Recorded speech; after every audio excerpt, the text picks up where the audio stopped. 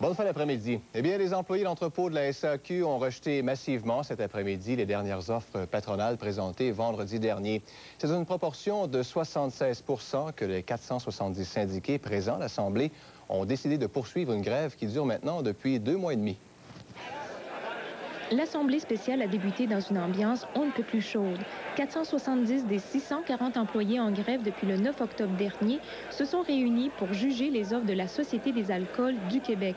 Ces offres consistent en une augmentation salariale de 5,43 pour la première année et de 4 pour les deux autres, avec une possibilité d'indexation d'1 %. Le syndicat des employés d'entrepôt revendique pour ses membres une hausse de 26 sur 3 ans. Les syndiqués veulent ainsi obtenir la parité salariale avec les travailleurs des industries comparables à la SAQ. Vendredi dernier, la Société d'État a également offert une bonification des assurances salaires. Concrètement, il propose que ce soit 80 plutôt que 66 du salaire qui soit payé aux employés qui bénéficient d'une assurance salaire. Mais en contrepartie, elle diminuerait les journées de maladie. Plutôt que 12 jours par année, les employés auraient droit à 7 jours. Quant aux autres questions à litige dans ce conflit, soit la sous-traitance et la permanence de 75 employés, la SAQ n'a pas abordé le sujet. À la présentation de ces offres, les syndiqués ont fortement réagi, annonçant ainsi un appui massif à l'exécutif syndical qui a proposé de les rejeter. On ne rentrera jamais sans tous nos hommes et nos consoeurs et confrères.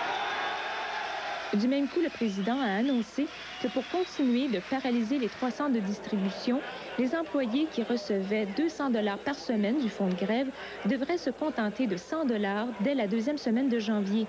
Puis, les employés de Québec et de Montréal ont voté. 1 heure plus tard, les résultats étaient connus, ne laissant aucun doute sur les intentions des grévistes.